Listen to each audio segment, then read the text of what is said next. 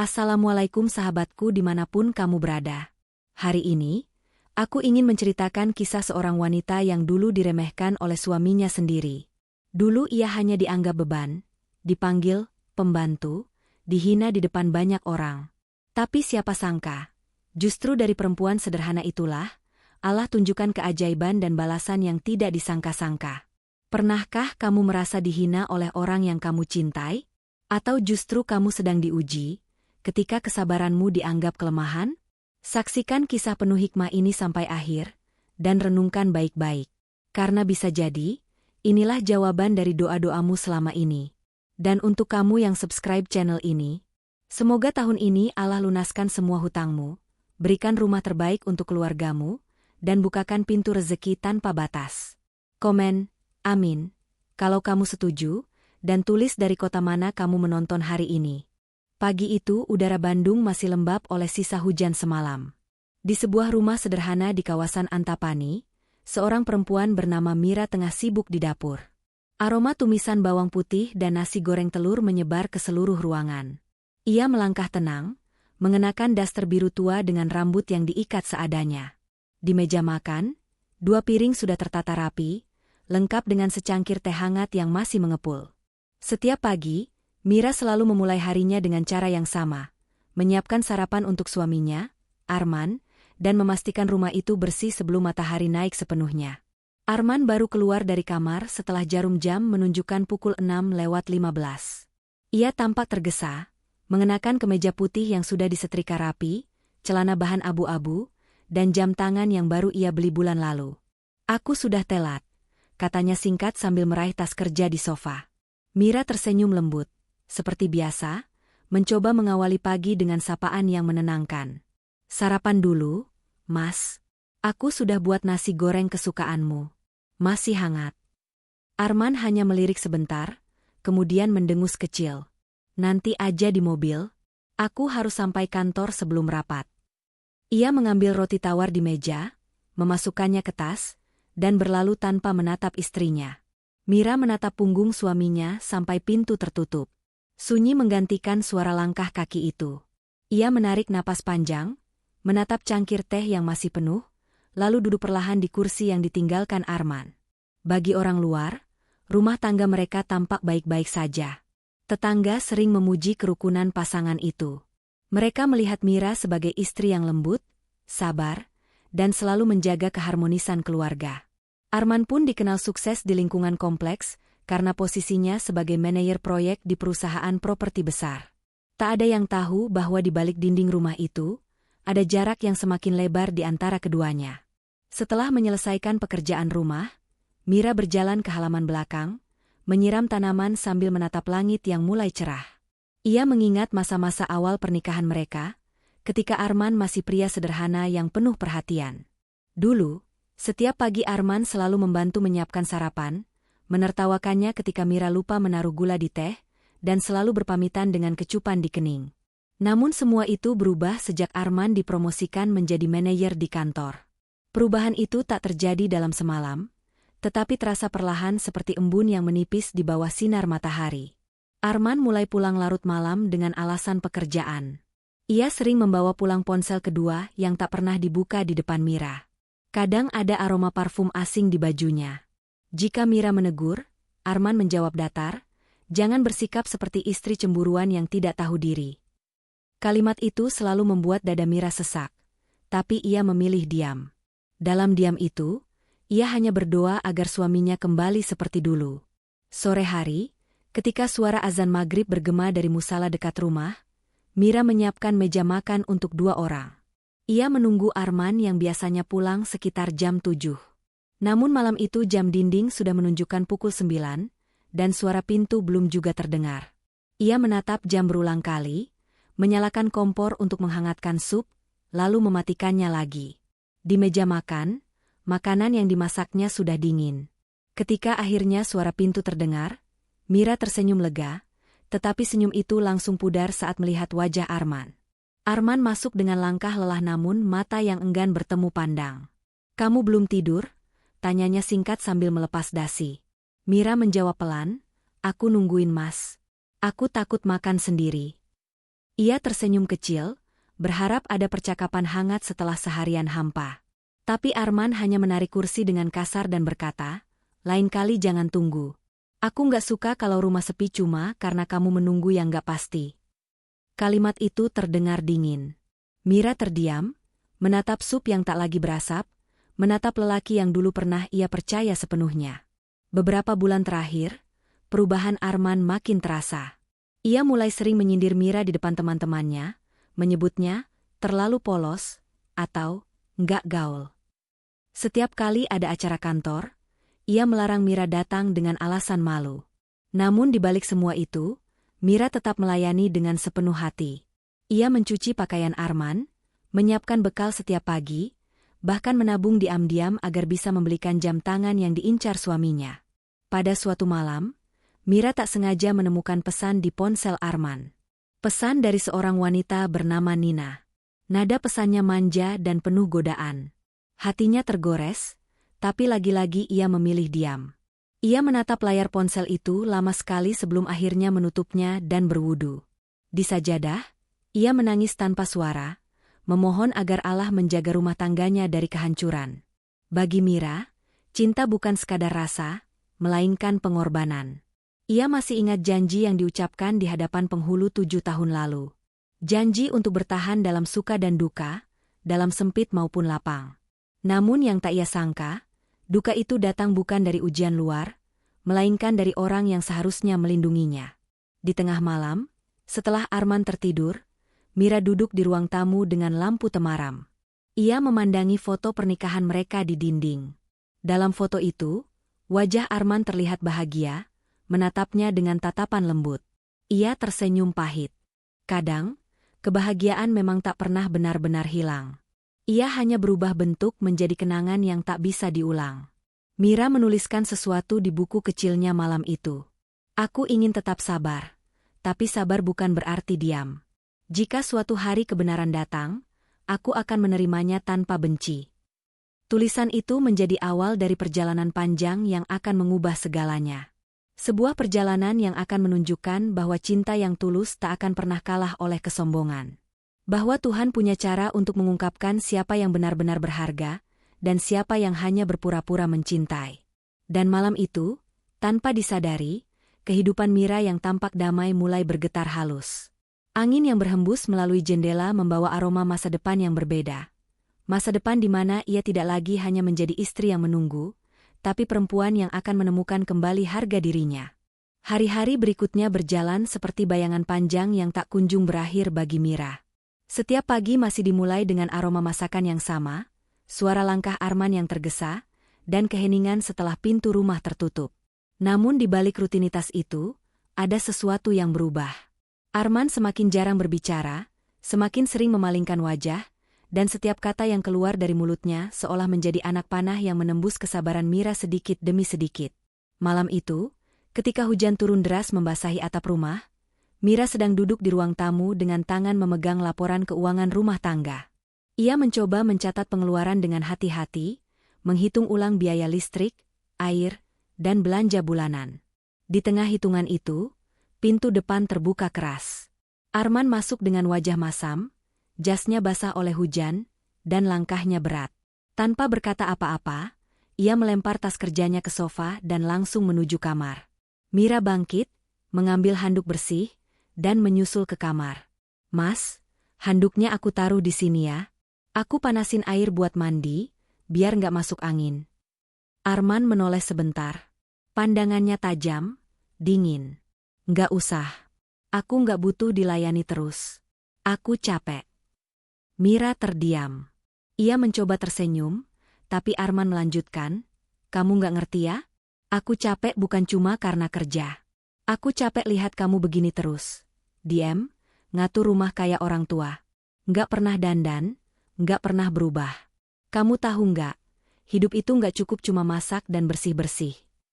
Kata-kata itu menampar perasaan Mira lebih keras daripada suara hujan di luar.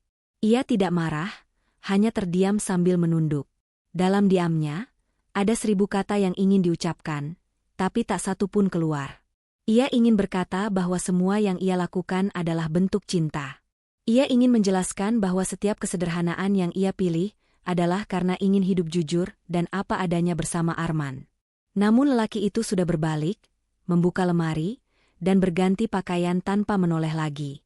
Beberapa hari setelah itu, nada bicara Arman semakin kasar. Setiap kesalahan kecil selalu menjadi bahan amarah. Suatu pagi, ketika Mira lupa menyiapkan dasi yang cocok untuk kemeja Arman, lelaki itu melempar dasinya ke meja. Kamu ini susah banget dikasih tahu. Pagi-pagi aja sudah bikin emosi. Gimana aku bisa tenang kerja kalau hal sepele aja kamu nggak becus? Katanya lantang. Mira memungut dasi itu perlahan, menatapnya sejenak, lalu melipatnya rapi di atas meja. Maaf, Mas. Aku lupa. Aku akan lebih hati-hati besok. Arman mendengus. Besok, besok. Selalu begitu. Kamu itu nggak cocok jadi istri orang sukses. Aku butuh pasangan yang bisa diajak maju, bukan yang hidupnya cuma di dapur. Mira terdiam. Kata-kata itu menusuk seperti pisau dingin. Namun yang paling menyakitkan bukanlah nada kasarnya, melainkan kenyataan bahwa lelaki yang dulu memujinya karena kesederhanaan, kini menghina hal yang sama. Di hadapan tetangga, Arman masih berperan sebagai suami teladan. Ia menyapa dengan senyum, membawa belanjaan dari mobil, dan kadang menggandeng Mira hanya untuk menjaga citra. Tapi begitu pintu rumah tertutup, kehangatan itu menguap seketika. Rumah yang dulu menjadi tempat bernaung kini terasa seperti sangkar dingin tanpa cahaya. Suatu sore, ketika Arman pulang lebih awal dari kantor, ia membawa setumpuk brosur. Lihat ini, katanya sambil melempar brosur ke meja makan. Ini rumah-rumah baru di kompleks elit. Teman-teman kantorku sudah banyak yang pindah ke sana. Aku nggak mau selamanya tinggal di rumah kecil kayak gini. Mira menatap brosur itu. Di atas kertas mengkilap, foto rumah-rumah megah dengan taman luas terpampang indah. Ia tahu keinginan Arman besar, tapi ia juga tahu keuangan mereka belum memungkinkan. Mas, mungkin kita bisa nabung dulu pelan-pelan. Yang penting rumah ini masih nyaman buat kita. Arman langsung menatap tajam. Nyaman buat kamu, iya? Karena kamu nggak punya ambisi. Aku malu, Mir. Malu kalau teman-temanku tahu istriku begini terus. Penampilanmu aja kalah jauh sama istri mereka. Kali ini Mira tak bisa menahan air mata. Ia berusaha tersenyum, tapi suaranya bergetar. Aku cuma ingin jadi istri yang baik, Mas. Aku pikir kesederhanaan bukan hal yang memalukan. Arman berdiri, menatapnya dingin.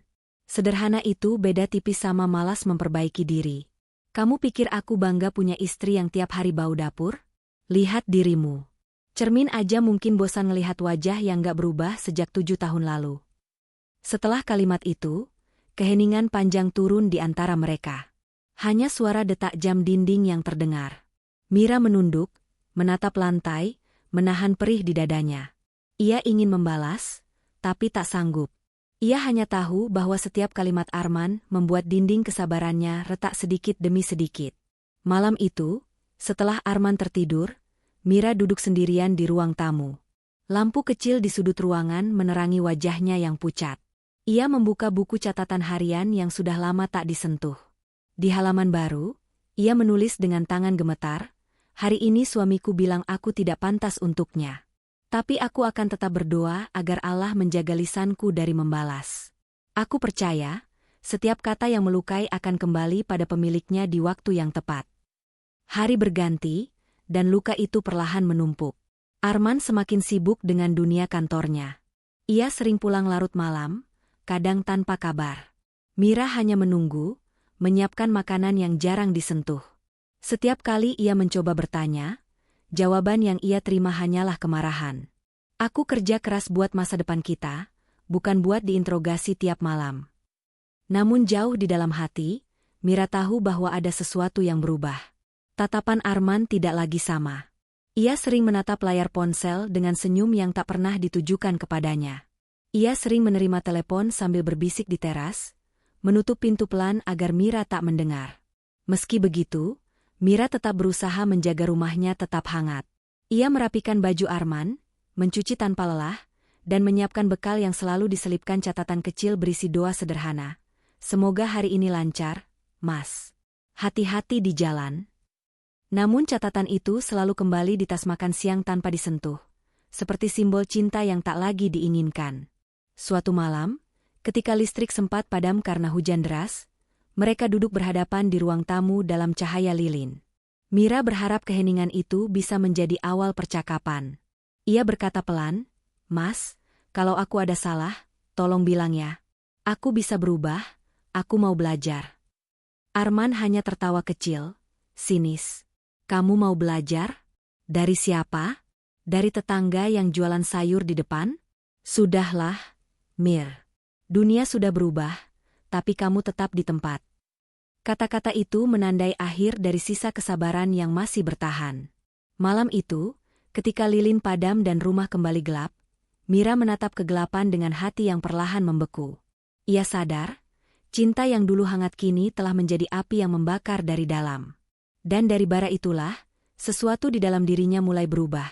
Bukan menjadi benci, tetapi menjadi tekad untuk tak lagi membiarkan dirinya diinjak tanpa harga. Dalam kesunyian malam yang panjang itu, ia berbisik dalam hati, "Jika cinta sudah berubah menjadi penghinaan, mungkin saatnya aku belajar berdiri tanpa sandaran siapapun." Dan tanpa disadari, malam itu menjadi awal dari perjalanan panjang menuju pembalasan yang tak direncanakan oleh tangan manusia, melainkan oleh takdir yang akan memperlihatkan siapa yang sesungguhnya berharga di mata Tuhan. Pagi itu langit Bandung tampak berwarna kelabu. Awan menggantung rendah, menandakan hujan akan turun kapan saja. Di dalam rumah yang mulai sepi itu, Mira duduk di depan cermin kamarnya.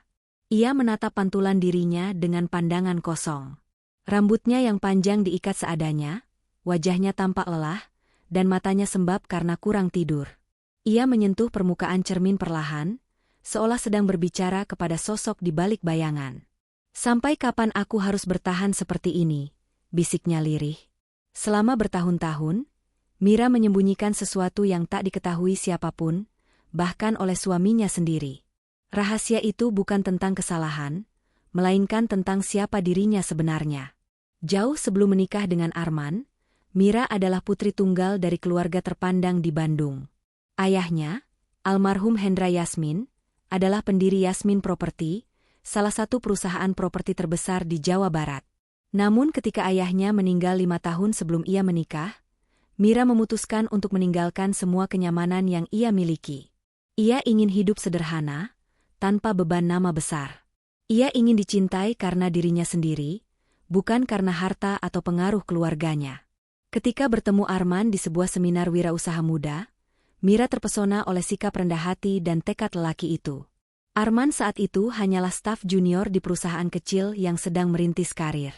Ia tampak tulus, rajin, dan penuh semangat. Mira yang saat itu menggunakan nama belakang ibunya, Mira Rahma, tidak pernah menyebut bahwa ia adalah pewaris tunggal Yasmin Property. Perkenalan mereka sederhana, tapi hangat. Arman mengajaknya berbicara dengan sopan, dan Mira merasa nyaman. Dalam waktu 6 bulan, hubungan mereka semakin dekat, dan setahun kemudian, Arman melamar dengan penuh keyakinan. Saat itu, Mira sempat bimbang. Ia tahu perbedaan latar belakang mereka sangat besar. Namun ia percaya, cinta yang lahir dari kejujuran akan mampu menembus segalanya. Ia pun menghapus semua jejak yang bisa mengaitkannya dengan nama besar keluarganya. Pernikahan mereka berlangsung sederhana, hanya dihadiri keluarga dekat. Mira meminta agar semua urusan diserahkan kepada pamannya, Pak Rahmat, yang menggantikan ayahnya sebagai direktur utama Yasmin Property. Setelah menikah, Mira memilih tinggal di rumah kecil yang dibeli Arman dengan hasil tabungan dan pinjaman. Ia tidak menolak, tidak meminta tambahan fasilitas, dan tidak membawa mahar berlebihan. Dalam hatinya, ia merasa lega bisa memulai kehidupan baru tanpa identitas besar yang selama ini menempel pada namanya. Namun seiring waktu, pilihan itu menjadi pedang bermata dua. Kesederhanaan yang dulu membuat Arman mencintainya, kini menjadi alasan untuk merendahkannya. Mira menyadari hal itu perlahan, tapi ia tak menyesal. Ia tahu bahwa kebenaran suatu hari akan muncul, entah dengan cara yang lembut atau menyakitkan. Mira masih ingat nasihat terakhir ayahnya sebelum meninggal. Waktu itu ia duduk di samping ranjang rumah sakit, menggenggam tangan sang ayah yang mulai lemah. "Mira, dunia ini tidak selalu menghargai kejujuran, tapi jangan pernah kehilangan hati yang tulus. Jika suatu hari kamu menemukan seseorang yang mencintaimu karena dirimu sendiri, itulah anugerah terbesar yang bisa kau miliki. Tapi jika dia mencintaimu karena hartamu, maka sesungguhnya kau hanya sedang menyewa perhatiannya. Kalimat itu terus bergema di kepalanya setiap kali Arman menghinanya karena kesederhanaan. Sore itu, setelah membersihkan rumah, Mira membuka sebuah kotak kayu tua yang disimpan di dalam lemari. Di dalamnya terdapat beberapa foto lama, surat wasiat ayahnya, dan akta kepemilikan saham Yasmin Property atas namanya. Ia menatap kertas itu lama sekali. Tangannya bergetar, bukan karena ragu, tapi karena sedih. Andai Mas Arman tahu siapa aku sebenarnya, pikirnya, mungkin ia tidak akan berbicara sekasar itu. Namun kemudian, ia tersenyum pahit. Atau justru karena tahu, ia akan bersikap lebih buruk. Ia menutup kotak itu kembali, menguncinya, dan menyelipkannya di bawah tumpukan pakaian lama. Mira bukan tipe perempuan yang membalas dengan emosi. Ia memilih untuk menunggu waktu. Ia percaya, setiap rahasia akan terbuka pada saat yang paling tepat, dan kebenaran akan datang bukan untuk menyombongkan diri, tapi untuk menegakkan keadilan. Hari berganti minggu. Arman semakin tenggelam dalam kesibukannya di kantor. Ia baru saja dipromosikan menjadi manajer proyek di Yasmin Property, perusahaan yang ironisnya dimiliki oleh istri yang ia hina setiap hari. Ketika kabar itu datang, Mira hanya bisa menatap kosong layar televisi yang menayangkan berita korporasi tempat Arman bekerja. Nama perusahaan itu selalu membuat dadanya terasa hangat sekaligus perih. Ia tahu betul bagaimana perusahaan itu dibangun dari nol oleh ayahnya. Ia tahu ruang-ruang di dalam kantor itu, bahkan masih bisa membayangkan aroma kopi di ruang kerja ayahnya yang dulu selalu menemaninya belajar tentang bisnis. Kini, suaminya bekerja di sana, tanpa tahu bahwa semua itu seharusnya menjadi milik istrinya sendiri. Bahkan lebih dari itu, Arman kini sering membanggakan diri seolah ia telah menjadi bagian dari dunia orang besar. Ia sering bercerita dengan nada tinggi tentang proyek-proyek besar yang sedang ia tangani, tentang kolega yang kaya raya, dan tentang rencana membeli mobil baru. Mira hanya mendengarkan dengan tenang, tak menanggapi berlebihan. Suatu malam, Arman pulang membawa kabar bahwa ia akan menjadi pembicara di acara perusahaan. Ia tampak begitu bangga, berjalan mondar-mandir di ruang tamu sambil menelepon seseorang. Mira yang sedang menyetrika baju hanya sesekali menatap. Ia mendengar Arman tertawa kecil dan berkata dengan nada menggoda, "Iya, nanti aku jemput kamu. Jangan lupa pakai gaun yang aku belikan itu." Nama yang disebut dalam percakapan itu bukan miliknya. Ia tahu, dan hatinya mencatat setiap kata tanpa perlu bukti lain. Ketika Arman menutup telepon, Mira masih berpura-pura sibuk dengan pekerjaannya. Arman menatapnya sekilas dan berkata, "Oh ya, minggu depan ada acara besar di kantor. Aku dapat undangan VIP. Tapi kamu nggak usah ikut, ya? Aku malu kalau kamu datang. Ini acara penting, banyak orang penting juga. Kamu nggak akan nyaman di sana." Mira menelan ludah, berusaha menahan perasaan yang bergejolak di dadanya. "Baik, Mas. Aku doakan acaranya lancar." Arman hanya mengangguk tanpa menatapnya. Ia lalu masuk ke kamar, meninggalkan Mira sendirian di ruang tamu yang perlahan terasa semakin sempit. Di malam yang sunyi itu, Mira membuka kembali catatan hariannya. Ia menulis, "Mereka bilang kesabaran itu tidak punya batas. Tapi aku tahu, setiap manusia punya saatnya untuk berhenti diam. Aku tidak tahu kapan waktuku tiba, tapi ketika saat itu datang, aku tidak akan lagi menjadi perempuan yang ditinggalkan dalam diam." Hujan turun perlahan di luar rumah, membasahi jendela. Di balik kaca yang berembun, bayangan Mira tampak kokoh. Ada sesuatu yang berubah dalam sorot matanya. Ia bukan lagi wanita yang hanya berdoa agar dicintai kembali. Ia mulai menyadari bahwa kadang Tuhan tidak memulangkan cinta yang hilang, tapi menggantinya dengan kekuatan yang tak pernah ia sadari sebelumnya. Dan di saat itu juga, tanpa ia duga, takdir mulai menyiapkan panggung besar untuk mengungkap siapa dirinya sebenarnya. Dunia yang dulu ia tinggalkan dengan tenang, perlahan menariknya kembali ke dalam lingkaran kekuasaan yang selama ini ia hindari. Namun kali ini, ia tidak akan datang sebagai pewaris yang lemah lembut. Ia akan datang sebagai pemilik sejati yang tahu bagaimana membedakan cinta dari kepura-puraan. Minggu berikutnya, Rumah kecil itu terasa lebih hening dari biasanya. Arman hampir tidak pernah berada di rumah. Ia berangkat pagi-pagi sekali dan baru pulang menjelang tengah malam. Di meja makan, hanya ada piring bekas makan malam yang tidak disentuh. Mira sudah tidak lagi menghitung berapa kali makanan buatannya terbuang. Ia hanya membersihkan, mencuci, dan menyiapkan ulang, seperti seorang penjaga rumah yang bekerja tanpa henti. Suatu siang, saat Mira sedang menjemur pakaian di halaman, Arman pulang lebih awal. Mobil barunya berhenti di depan rumah. Catnya masih berkilau, aroma kulit jok baru masih menempel. Arman keluar sambil mengenakan kacamata hitam dan kemeja mewah yang belum pernah dilihat Mira sebelumnya. Ia tampak seperti orang lain, lebih percaya diri, tapi juga lebih sombong. Mira menyambut dengan senyum kecil. "Mas pulang cepat. Aku masak sop ayam, mau aku panaskan?" Arman menutup pintu mobil tanpa menatapnya. "Nggak usah. Aku sudah makan di luar." Mira menelan ludah. Ia tahu, makan di luar berarti makan bersama Nina, wanita yang akhir-akhir ini sering disebut namanya oleh rekan-rekan kantor Arman.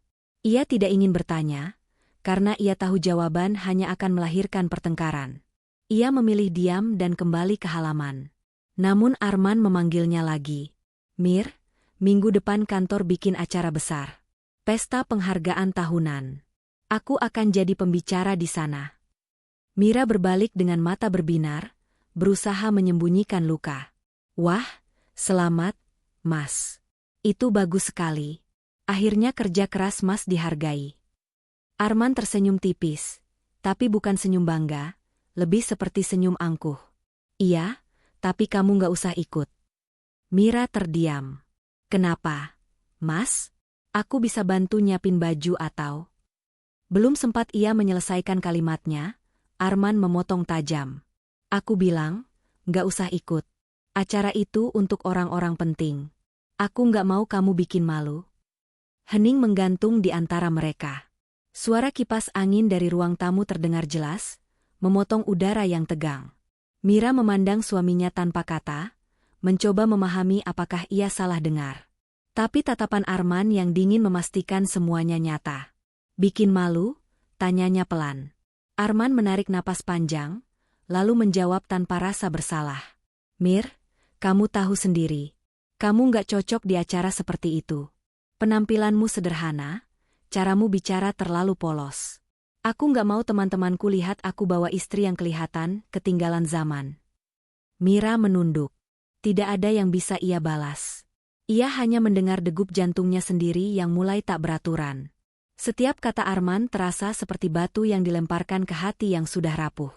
Setelah beberapa saat, ia berkata lirih, "Kalau begitu, aku bantu siapin jas Mas aja, ya? Biar semuanya rapi." Arman menggeleng. "Nggak usah. Aku sudah minta Nina bantuin. Dia tahu gaya yang cocok buatku." Nama itu kembali disebut. Nama yang selama ini hanya ia dengar lewat bisik-bisik, kini diucapkan terang-terangan di depan wajahnya. Mira mengangkat kepala perlahan. "Nina?" tanyanya, meski sudah tahu jawabannya. Arman menatapnya dengan ekspresi datar. "Iya. Dia paham selera orang modern. Aku butuh seseorang yang bisa bikin aku tampil percaya diri di depan orang besar. Kamu nggak akan ngerti." Mira diam lama. Ia tidak menangis, tidak marah, tidak juga memohon. Ia hanya merasakan sesuatu dalam dirinya hancur pelan-pelan, seperti kaca yang retak tapi belum pecah sepenuhnya. Sore itu, setelah Arman pergi lagi, Mira duduk di ruang tamu, menatap kosong pada foto pernikahan mereka yang tergantung di dinding. Wajah Arman di foto itu tampak muda dan lembut. Senyumnya hangat, tangannya menggenggam tangannya dengan penuh janji. Ia menyentuh bingkai foto itu, lalu berbisik pelan, "Kapan kamu berubah sejauh ini?" Beberapa hari kemudian, kabar tentang pesta itu semakin sering terdengar. Arman begitu sibuk menyiapkan diri. Ia membeli jas baru, sepatu kulit, dan parfum mahal. Setiap sore, Mira hanya bisa melihatnya bersiap, mematut diri di depan cermin tanpa peduli pada perempuan yang dulu menemaninya saat ia belum punya apa-apa. Namun yang paling menyakitkan adalah malam sebelum pesta. Arman mendekatinya sambil membawa selembar kertas. "Mir, aku mau minta tolong." Mira sedikit terkejut, berharap mungkin untuk pertama kalinya Arman akan mengajaknya berdiskusi. Tentu, Mas. Tolong apa? Arman menyerahkan kertas itu. Ini formulir dari vendor catering kantor. Aku bilang ke mereka kamu bisa bantu. Mereka butuh tambahan tenaga untuk bagian penyajian makanan di acara nanti. Mira membeku. Bagian penyajian makanan? Arman mengangguk, wajahnya tanpa ekspresi. Iya. Aku pikir, kamu kan suka masak, jadi cocok bantu di bagian itu. Lumayan, bisa bantu aku juga. Nada suaranya terdengar ringan, seolah ia tidak menyadari betapa hina permintaan itu bagi seorang istri. Mira berusaha memastikan bahwa ia tidak salah dengar. Mas, maksudnya aku kerja sebagai pelayan di acara yang Mas hadiri. Arman menatapnya seperti sedang menatap sesuatu yang sepele. Ya, kenapa? Daripada kamu cuma di rumah. Lagi pula, ini kesempatan buat kamu lihat dunia yang sebenarnya. Dunia yang gak akan pernah kamu pahami kalau terus di dapur. Hening panjang menyelimuti ruangan itu. Mira menatap wajah suaminya lama sekali, mencoba mencari sedikit belas kasihan di sana. Tapi yang ia temukan hanyalah kesombongan. Akhirnya, dengan suara yang nyaris tak terdengar, ia berkata, "Baiklah, kalau itu yang Mas mau." Arman tersenyum kecil, menganggapnya sudah selesai. Bagus. Aku suka kalau kamu nurut. Lalu ia pergi ke kamar, meninggalkan Mira sendirian di ruang tamu yang kini terasa asing. Malam itu, Mira duduk di depan jendela yang terbuka. Angin malam meniup tirai pelan. Ia menatap langit gelap tanpa bintang, berpikir tentang bagaimana seseorang yang dulu ia cintai sepenuh hati kini tega menjatuhkannya begitu rendah. Tapi di balik rasa sakit itu, ada sesuatu yang perlahan tumbuh. Ia tidak tahu apa, tapi hatinya berkata bahwa semua ini bukan akhir, melainkan awal dari sesuatu yang jauh lebih besar. Hari-hari berikutnya berlalu cepat. Mira benar-benar datang ke kantor catering yang ditunjuk Arman. Ia menandatangani kontrak sebagai tenaga tambahan untuk malam pesta. Tak seorang pun tahu bahwa perempuan dengan wajah lembut itu sebenarnya adalah pewaris sah perusahaan yang menyelenggarakan acara tersebut. Ia mengenakan seragam pelayan sederhana, menunduk sopan pada manajer catering, dan menerima instruksi tanpa keluhan. Malam sebelum pesta, ia berdiri di depan cermin dan memandangi dirinya sendiri dengan seragam putih polos dan celemek abu-abu. Di matanya, tak ada lagi keraguan. "Baiklah," gumamnya pelan, "kalau ini kehendak Allah, aku akan datang. Tapi bukan untuk dipermalukan. Aku datang untuk menyaksikan bagaimana kebenaran akhirnya menampakkan diri." Ia memejamkan mata sejenak, mengingat wajah ayahnya, lalu tersenyum tipis. "Ayah, doakan aku kuat. Aku sudah terlalu lama diam." Ketika fajar menyingsing di keesokan harinya, Mira tahu hidupnya tidak akan pernah sama lagi. Ia tidak tahu bagaimana peristiwa malam nanti akan berakhir, tapi di lubuk hatinya yang terdalam, ia merasa bahwa Tuhan sedang menyiapkan jalan untuk membuka tabir yang selama ini ia sembunyikan. Tabir yang akan mengungkap siapa dirinya sebenarnya, dan siapa suami yang selama ini memandangnya sebelah mata. Malam itu, langit Bandung bertabur lampu kota. Gedung pertemuan Yasmin Grand Hall berdiri megah di tengah hiruk-pikuk jalan raya yang ramai oleh mobil-mobil mewah.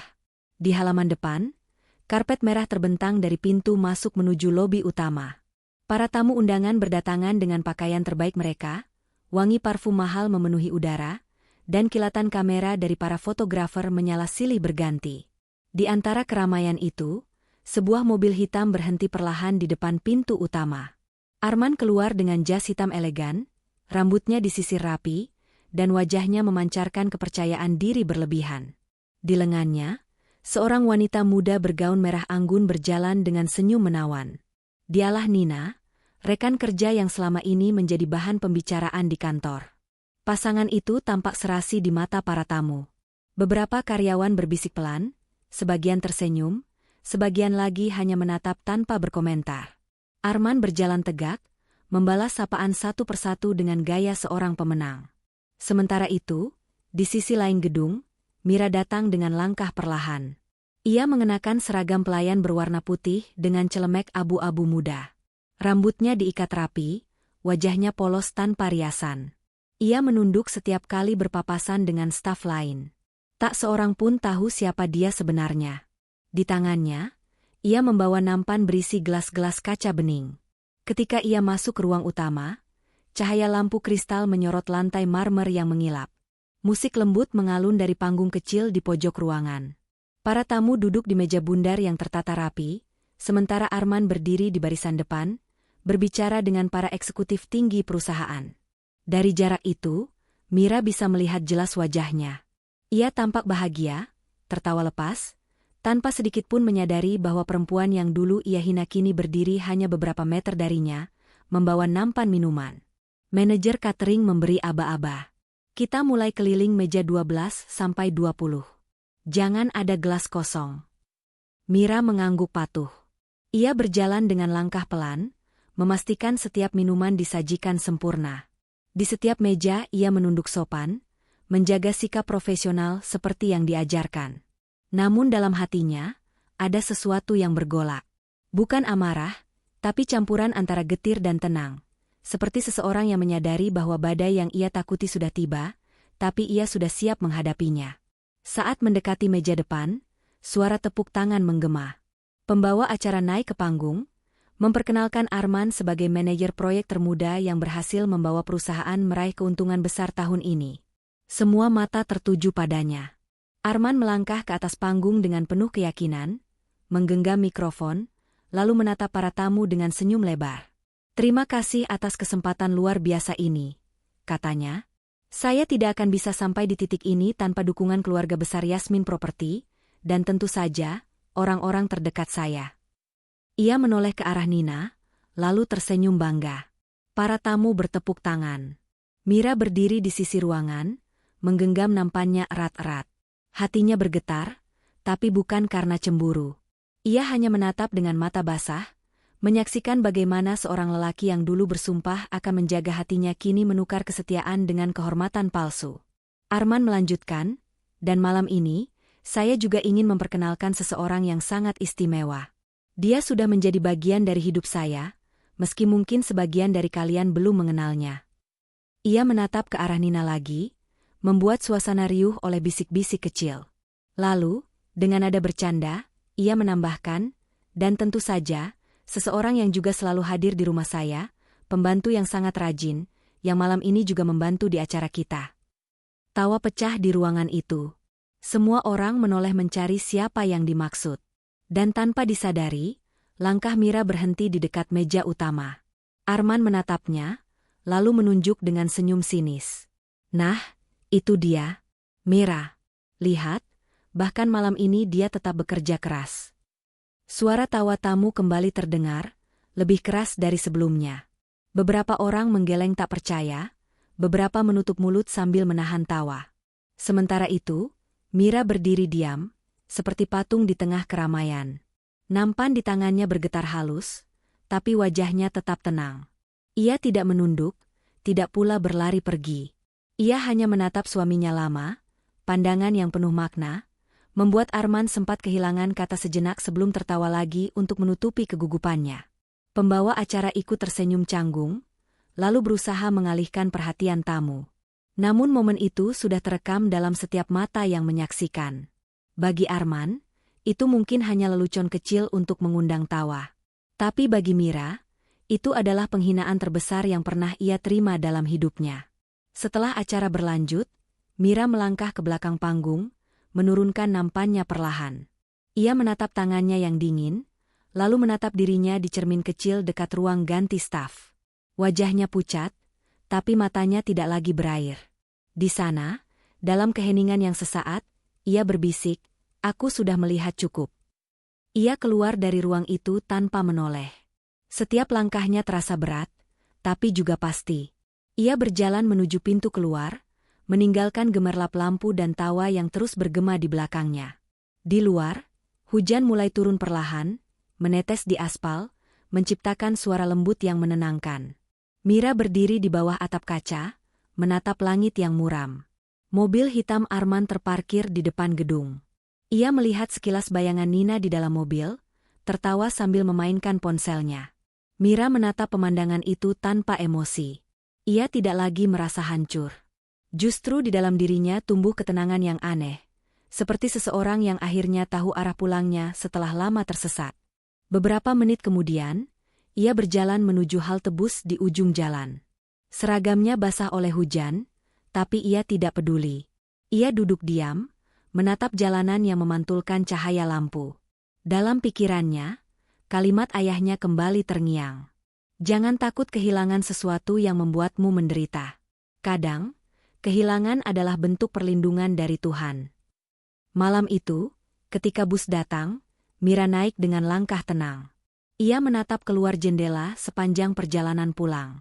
Bandung yang dingin terasa asing, tapi di dadanya ada api kecil yang mulai menyala. Api yang bukan berasal dari amarah, melainkan dari kesadaran bahwa waktunya untuk diam sudah berakhir. Ketika sampai di rumah, ia membuka lemari dan mengeluarkan kotak kayu tua tempat ia menyimpan dokumen peninggalan ayahnya. Ia membuka satu persatu, menatap logo Yasmin Property yang tercetak di setiap lembar kertas. Di sana, tertera jelas namanya sebagai pemilik sah. Malam itu, ia duduk lama di meja makan yang sepi, menatap tumpukan dokumen itu dengan pandangan mantap. Cukup sudah, katanya perlahan. Jika selama ini kesabaranku dianggap kelemahan, maka mulai besok, aku akan tunjukkan arti ketenangan yang sesungguhnya.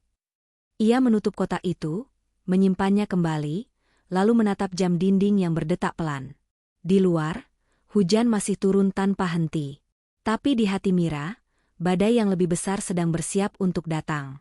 Bukan untuk menghancurkan, melainkan untuk membersihkan, seperti hujan yang menghapus debu dari tanah dan menjadikannya subur kembali. Dan malam itu, tanpa disadari siapapun, seorang perempuan yang pernah dihina sebagai pembantu telah menyalakan langkah pertamanya menuju kebenaran. Sebuah langkah kecil yang akan mengubah hidup banyak orang di hari-hari yang akan datang. Pagi itu, udara di Bandung terasa berbeda. Langit biru cerah memantulkan sinar matahari yang hangat ke dinding kaca gedung Yasmin Property. Para karyawan berjalan tergesa memasuki aula utama yang telah disiapkan untuk rapat besar perusahaan. Mereka tidak tahu apa yang akan terjadi, hanya mendengar kabar bahwa rapat ini akan menjadi pengumuman penting dari jajaran direksi. Suasana terasa penuh tanda tanya, seperti udara sebelum hujan besar. Di panggung depan, layar proyektor raksasa sudah menyala menampilkan logo perusahaan. Kursi-kursi disusun berbaris rapi, dengan deretan direksi di sisi kanan dan para manajer di sisi kiri.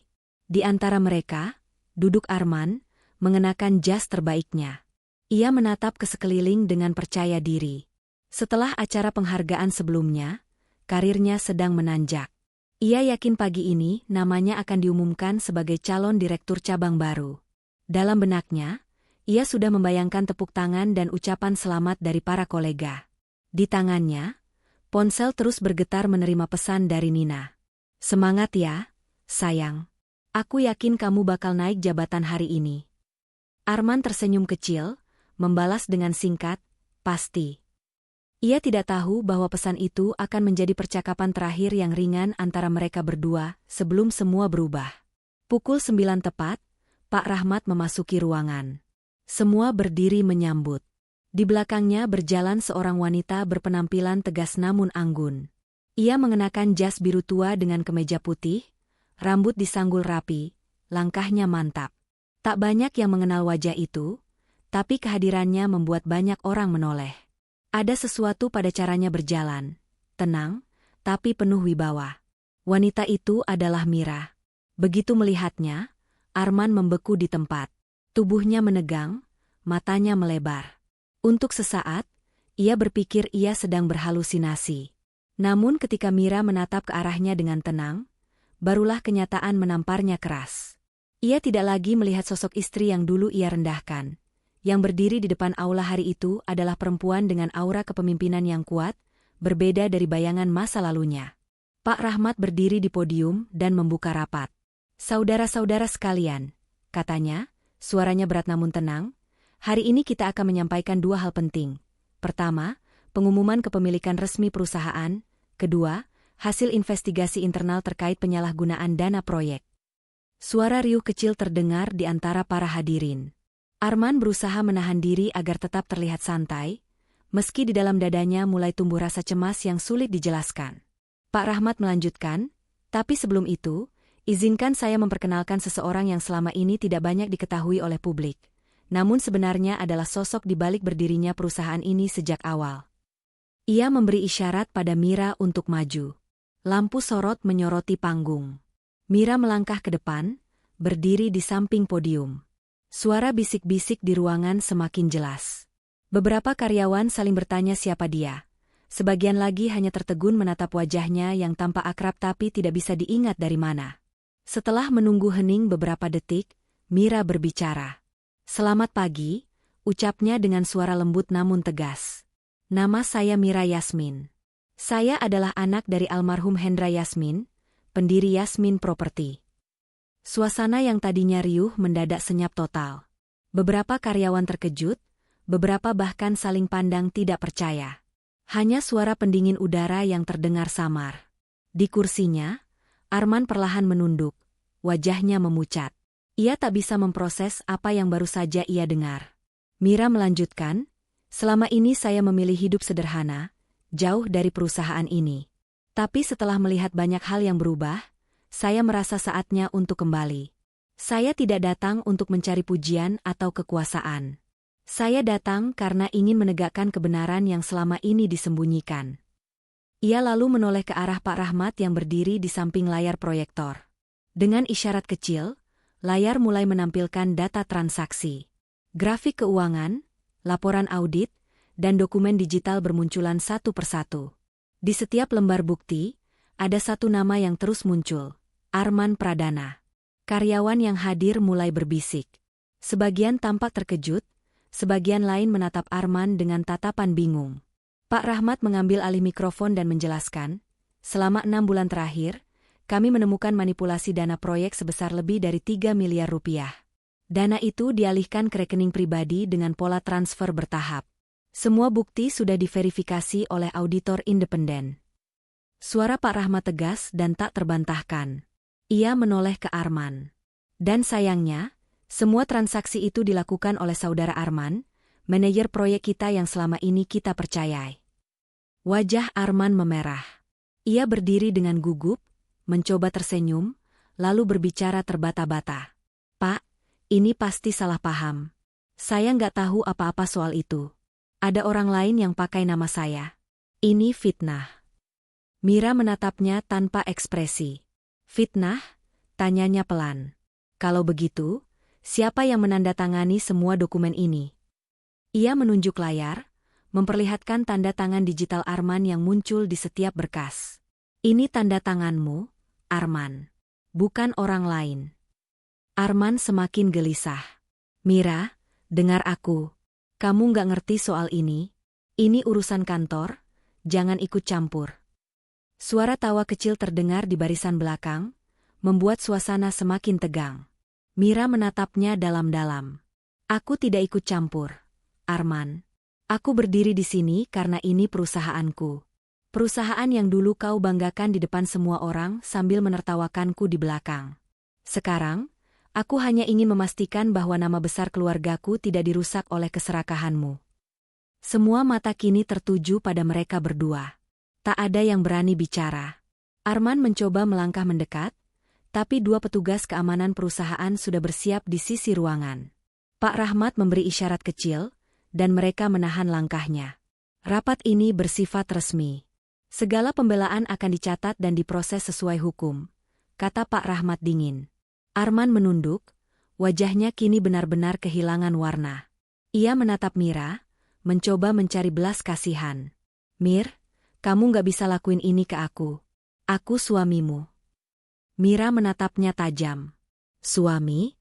Suami macam apa yang mempermalukan istrinya di depan orang banyak, menuduhnya beban, dan berkhianat untuk uang? Aku dulu diam karena aku mencintaimu. Tapi sekarang aku diam karena aku sudah selesai mencintai orang yang tidak tahu arti kehormatan." Kata-katanya menggema di seluruh ruangan. Arman tertunduk, tak lagi bicara. 2 petugas mengiringinya keluar aula dengan kepala menunduk. Di belakangnya, para karyawan terdiam, menyadari bahwa mereka baru saja menyaksikan kejatuhan yang tidak pernah mereka bayangkan. Setelah Arman keluar, Mira berdiri tegak di panggung. Ia menghela napas panjang. Hari ini bukan hari untuk membalas dendam, katanya perlahan. Hari ini adalah hari untuk belajar bahwa kesombongan hanya membawa kehancuran. Aku tidak ingin ada lagi orang di perusahaan ini yang bekerja dengan cara curang. Jika kita ingin bertahan, kita harus memulai dengan kejujuran. Semua yang hadir berdiri dan bertepuk tangan pelan, bukan karena formalitas, tetapi karena mereka tahu mereka sedang menyaksikan kebangkitan seseorang yang sejati. Pak Rahmat menatap Mira dengan bangga, lalu berbisik, "Ayahmu pasti bangga melihatmu hari ini." Ketika rapat usai, Mira berdiri sendirian di dekat jendela besar. Dari lantai atas, ia bisa melihat pemandangan kota Bandung yang luas. Mobil-mobil berlalu di jalanan, awan bergerak perlahan di langit. Ia menutup matanya sejenak, merasakan ketenangan yang belum pernah ia rasakan. Beberapa hari setelah rapat besar itu, berita tentang pengungkapan kasus penggelapan dana di Yasmin Property menyebar dengan cepat. Surat kabar lokal dan portal berita daring mulai menulis tentang skandal manajer muda yang menipu perusahaan sendiri. Nama Arman Pradana muncul di berbagai judul, disertai dengan foto wajahnya yang tampak tertunduk saat digiring keluar gedung perusahaan.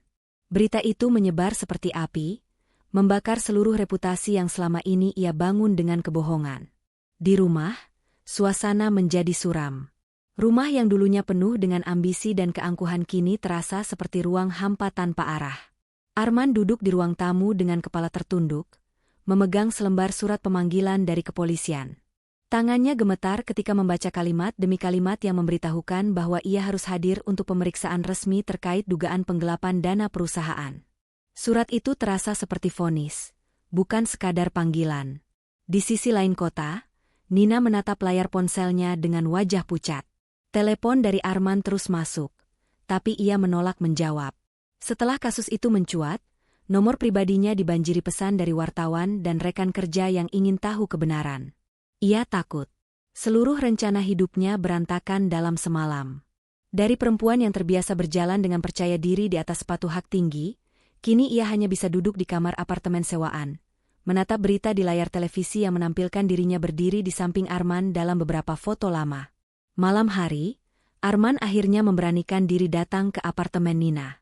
Ia mengetuk pintu berkali-kali, namun tidak ada jawaban. Setelah menunggu hampir 10 menit, pintu terbuka sedikit. Nina berdiri di ambang pintu, mengenakan baju tidur, wajahnya lelah. "Kenapa kamu datang ke sini? Kita sudah habis, Arman," katanya dingin. Arman menatapnya dengan tatapan memohon. "Nina, tolong dengarkan aku. Aku butuh bantuanmu. Semua ini salah paham. Kalau kamu mau, kita bisa jelaskan bersama-sama ke polisi." Nina tertawa getir. "Jelaskan apa? Bahwa kamu yang memalsukan tanda tangan dan pakai rekeningku untuk menutupi uang perusahaan yang kamu ambil? Aku sudah bicara ke penyidik. Aku tidak mau ikut tenggelam dalam masalahmu." Arman terkejut. Kamu bilang apa ke mereka?" Nina melipat tangan di dada. "Aku bilang kamu yang suruh aku transfer uang itu ke rekening pribadimu. Semua bukti sudah mereka pegang. Aku hanya jalankan perintahmu." Arman melangkah maju, wajahnya memucat. "Kamu gila, Nina. Kamu juga terlibat. Kamu yang nikmati uang itu bersamaku. Kamu yang belanjakan, kamu yang..." Nina memotong dengan suara dingin. "Terserah kamu mau bilang apa. Aku sudah bereskan semuanya. Aku cuma ingin hidup tenang sekarang." Lalu ia menutup pintu tanpa memberi kesempatan Arman bicara lagi. Ketika pintu tertutup rapat, Arman menatap kosong ke dinding koridor. Ia sadar, satu persatu orang yang ia percayai mulai meninggalkannya. Ia turun ke bawah dengan langkah gontai, lalu berjalan tanpa arah di trotoar malam itu. Lampu jalan menerangi wajahnya yang basah oleh keringat dan air mata. Di sisi lain, Mira baru saja selesai dari pertemuan Dewan Direksi. Ia duduk di ruang kerjanya, memandangi kota Bandung yang berkelap-kelip dari balik jendela kaca tinggi. Ia tidak merasa bangga, juga tidak merasa puas. Yang ada hanyalah rasa lega. Semua sudah terbuka.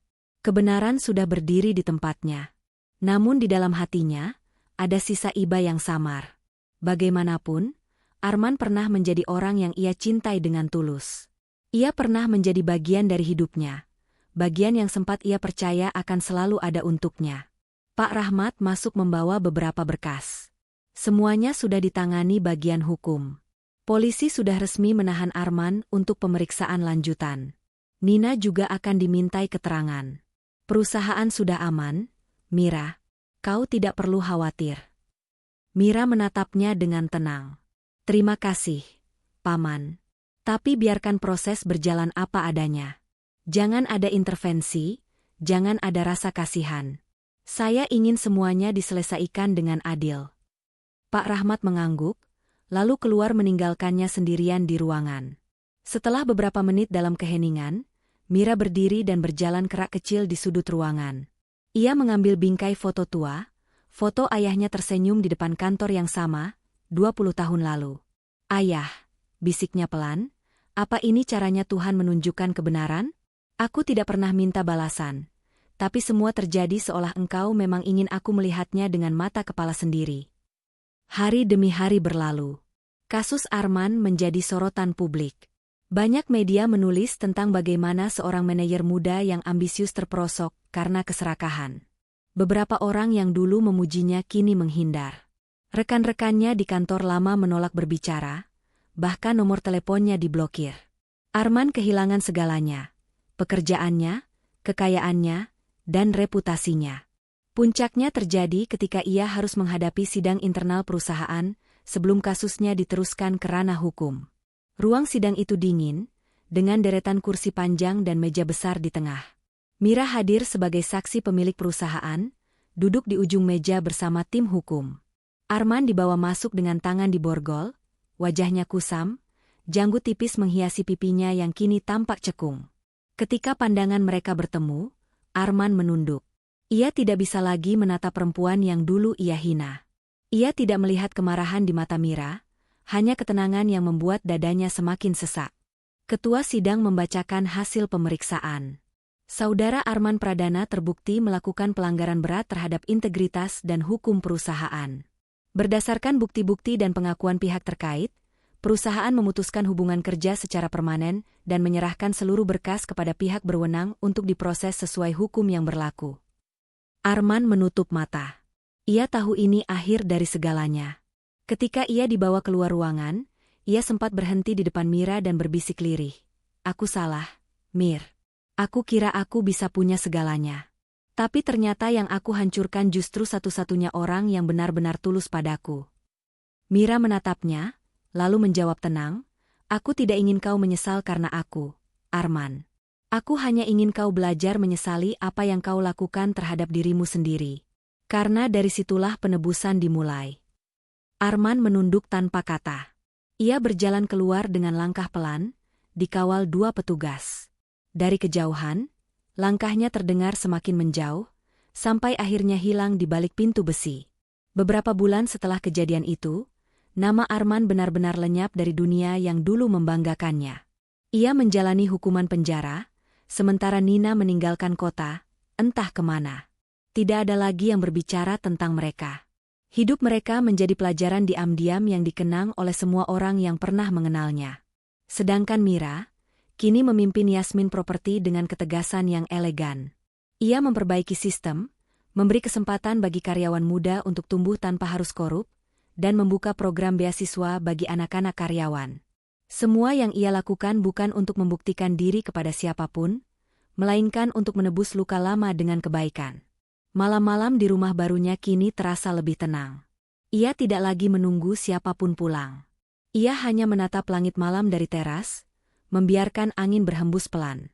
Di antara keheningan itu, Mira sadar satu hal, bahwa balasan dari Tuhan tidak pernah datang dengan kebencian, melainkan dengan cara yang membuat manusia sadar akan keadilan yang sempurna. Dan dengan kesadaran itu, Mira menutup lembar hidupnya yang penuh luka dengan satu keyakinan baru. Waktu berjalan perlahan, seolah ingin memberi ruang bagi luka untuk sembuh dengan caranya sendiri. 3 tahun telah berlalu sejak hari ketika nama Arman diumumkan sebagai tersangka kasus penggelapan dana Yasmin Property. Dunia korporasi sudah melupakannya. Berita tentang dirinya menghilang ditelan waktu, digantikan oleh isu-isu baru dan wajah-wajah muda yang kini mengisi dunia bisnis. Namun bagi Mira, setiap hari yang berlalu tetap memiliki arti, karena dari luka masa lalu itulah ia menemukan kembali dirinya yang sejati. Kini, Yasmin Property kembali berdiri tegak, bahkan lebih kuat dari sebelumnya. Di bawah kepemimpinan Mira, perusahaan itu berubah arah. Ia memperkenalkan konsep baru yang lebih manusiawi, bukan hanya mengejar laba, tetapi juga tanggung jawab sosial. Di setiap proyek perumahan yang dibangun, Mira memastikan ada porsi untuk rumah layak huni bagi masyarakat berpenghasilan rendah.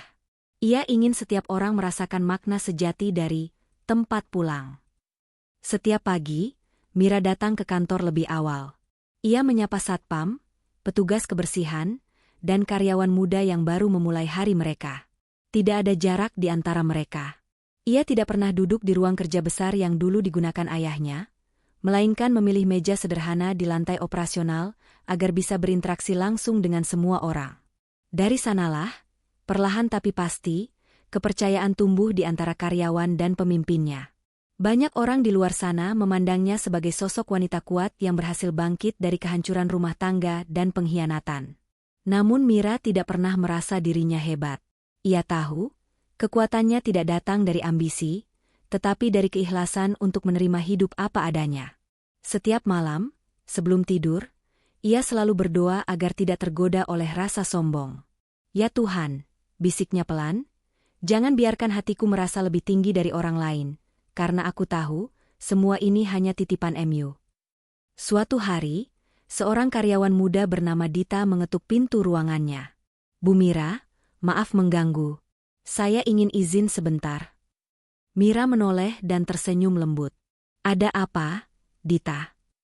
Dita menunduk gugup. "Saya cuma ingin berterima kasih. Rumah yang saya tempati sekarang dari program perumahan bersubsidi perusahaan. Kalau bukan karena ibu, saya dan anak saya mungkin masih tinggal di kontrakan sempit." Mira berdiri, menepuk bahu gadis itu pelan. "Jangan berterima kasih pada saya. Berterima kasihlah pada kerja kerasmu sendiri. Semua orang di sini dapat kesempatan yang sama. Gunakanlah dengan baik, Dita." Setelah gadis itu pergi, Mira menatap jendela yang memperlihatkan langit Bandung yang mulai berawan. Hujan sebentar lagi turun. Setiap kali melihat langit seperti itu, ia selalu teringat pada masa lalu.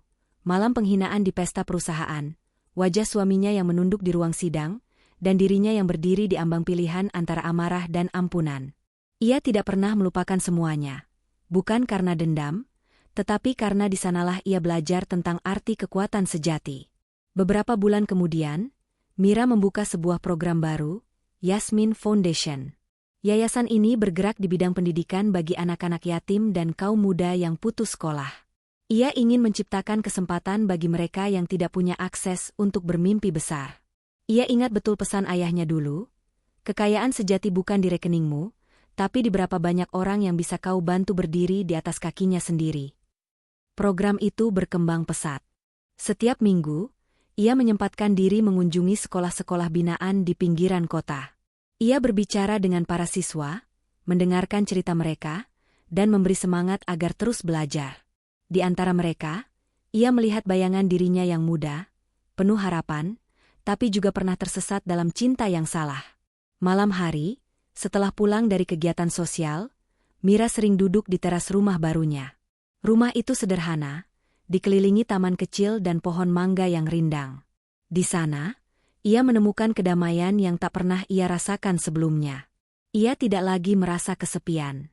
Sunyi yang dulu terasa menakutkan kini menjadi sahabat. Ia belajar berbicara dengan hatinya sendiri. Belajar memaafkan bukan karena orang lain pantas, tetapi karena dirinya layak untuk tenang. Pada suatu sore yang mendung, kabar datang dari seseorang yang sudah lama tidak disebutkan. Pak Rahmat mengetuk pintu ruangannya sambil membawa amplop coklat.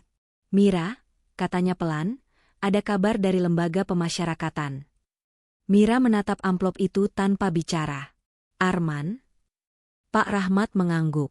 "Ia akan bebas bersyarat bulan depan. Pihak lembaga mengirimkan surat permohonan agar kamu menandatangani dokumen jaminan moral. Sepertinya ia ingin meminta maaf." Mira terdiam lama. Tangannya tidak langsung meraih amplop itu. Wajahnya tidak menunjukkan emosi apapun.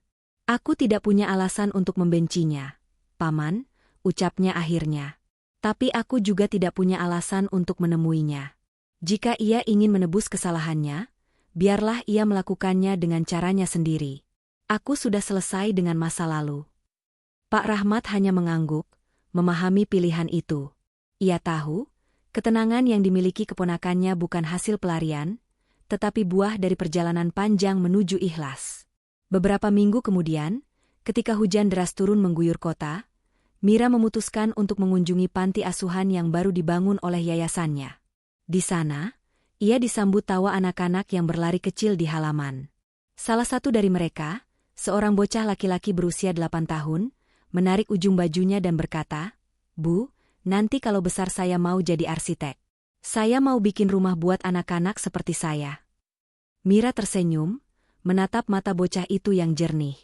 "Kalau begitu, belajar yang rajin ya.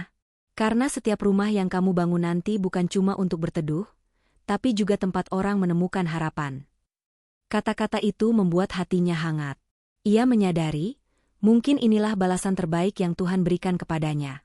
Kesempatan untuk membuat hidup orang lain lebih baik. Ia tidak lagi mencari cinta, karena cinta yang sejati ternyata hadir dalam bentuk memberi makna pada hidup orang lain. Malam itu, setelah pulang, ia berdiri di depan cermin kamar. Wajahnya terlihat lebih dewasa, tapi juga lebih damai. Ia menatap dirinya sendiri dan berkata pelan, "Aku bukan perempuan yang kalah. Aku hanya perempuan yang pernah jatuh, tapi memilih berdiri lagi tanpa harus menjatuhkan siapapun." Di luar, hujan berhenti. Awan bergeser perlahan, menyingkap bulan yang bersinar lembut di langit. Cahaya keperakan itu menembus jendela, memantul di lantai, menciptakan bayangan yang tenang.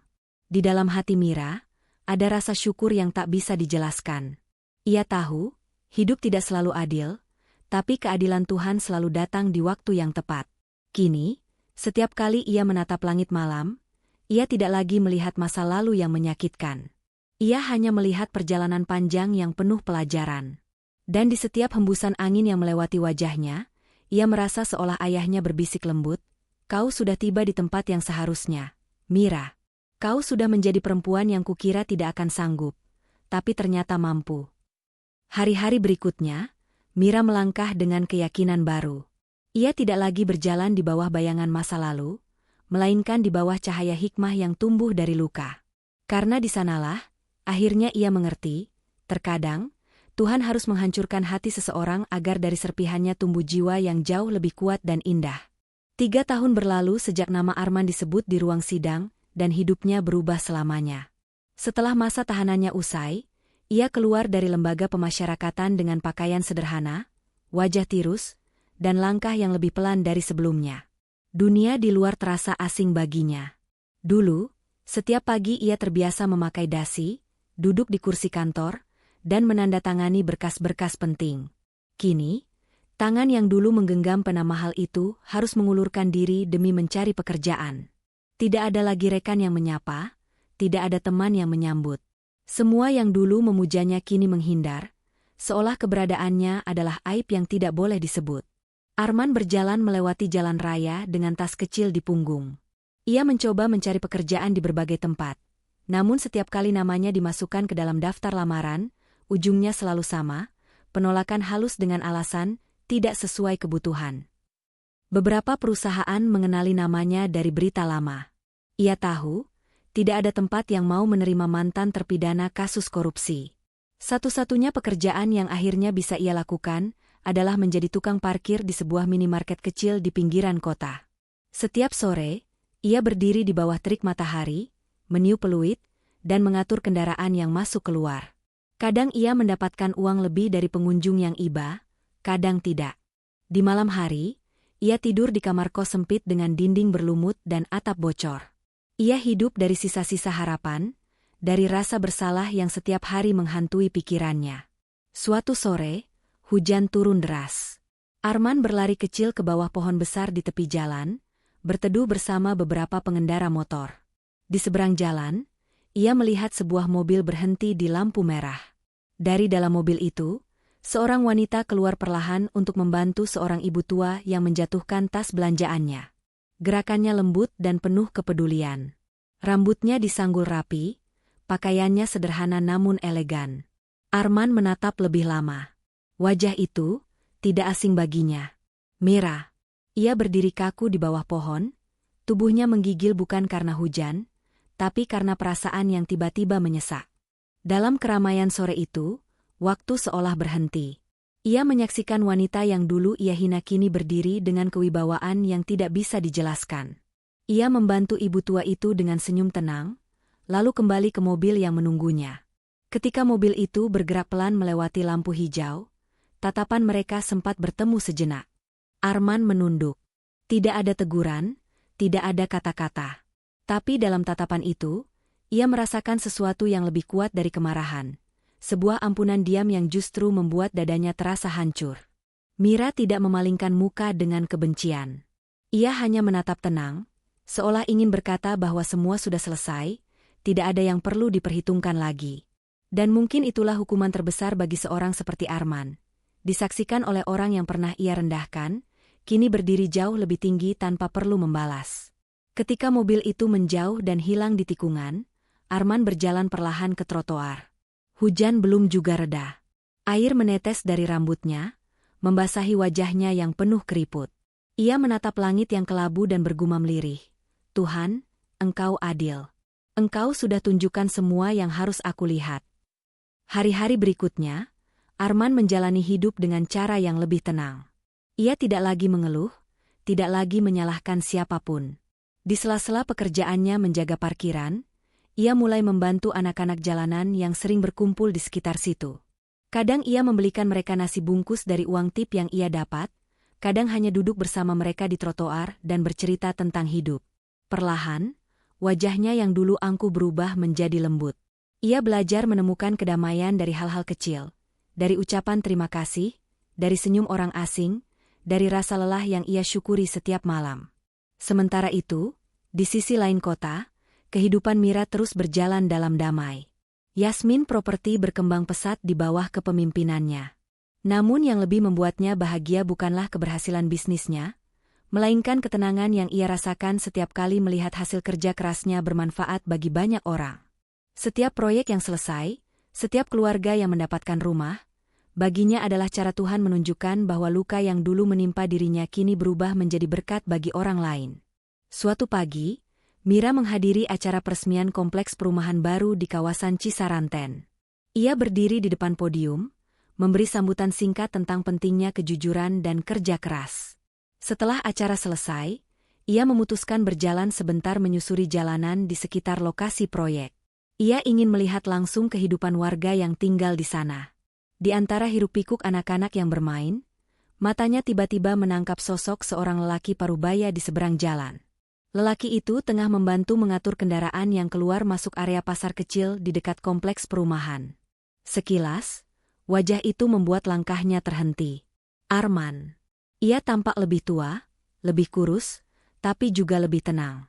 Wajah yang dulu selalu tegang kini memancarkan ketulusan yang tidak pernah ia lihat sebelumnya. Mira berdiri diam cukup lama, menyaksikan lelaki itu menuntun seorang ibu muda menyeberang jalan sambil meneduhkan payung kecil di atas kepala mereka. Tidak ada lagi sisa kesombongan dalam diri Arman. Hanya kelelahan yang jujur, dan mungkin penyesalan yang telah berubah menjadi ketundukan. Mira menarik napas panjang, lalu melangkah kembali ke mobilnya tanpa mencoba menyapa. Ia tidak merasa perlu. Di dalam hatinya, ia tahu bahwa kehidupan sudah menyeimbangkan segalanya. Ia sudah memaafkan bahkan sebelum ia diminta. Dan Arman, tanpa harus memohon, sudah menerima balasan yang paling adil. Kehilangan semua yang ia banggakan, tapi mendapatkan kesempatan untuk menebus diri dengan kerja sederhana yang penuh arti. Beberapa hari kemudian, hujan kembali turun di Bandung. Di bawah naungan atap seng pasar kecil, Arman berdiri dengan payung di tangan. Di seberang jalan, sebuah mobil berhenti sejenak, jendelanya terbuka sedikit. Dari balik kaca, Mira memandangnya dengan senyum tipis, lalu menatap langit yang mulai terang. Mobil itu kemudian melaju pelan, meninggalkan Arman yang berdiri di tempatnya, memandangi kendaraan itu hingga hilang dari pandangan. Ia tersenyum pelan, lalu menatap ke atas. "Terima kasih," gumamnya, entah kepada siapa. Mungkin kepada Tuhan, mungkin kepada wanita yang pernah ia sakiti, atau mungkin kepada dirinya sendiri yang akhirnya belajar tentang makna penyesalan. Hujan reda. Sinar matahari menembus awan, menimpa aspal basah yang berkilau. Arman menunduk, mengambil peluitnya, dan kembali bekerja. Di setiap hembusan peluit, di setiap langkahnya mengatur kendaraan, ia seolah sedang menebus masa lalu dengan ketulusan baru. Bagi Mira, hari itu hanyalah satu dari sekian hari biasa. Namun di dalam hatinya, ada perasaan damai yang tidak bisa dijelaskan. Ia tahu, kisah hidupnya sudah bulat. Roda kehidupan telah berputar sempurna. Karma sudah tuntas, bukan dengan kebencian, tapi dengan pembalasan yang lembut. Pembalasan yang datang dari langit, melalui waktu, melalui kesadaran, dan melalui perjalanan panjang menuju maaf yang sejati. Dan ketika malam tiba, di balik jendela rumahnya yang menghadap taman, Mira menatap bulan yang bersinar terang di langit Bandung. Ia menutup matanya dan berbisik pelan, akhirnya semuanya kembali pada tempatnya. Dalam keheningan itu, ia tersenyum tenang, menyadari bahwa hidupnya yang dulu penuh luka kini telah menjadi kisah tentang keadilan, kesabaran, dan pengampunan yang indah.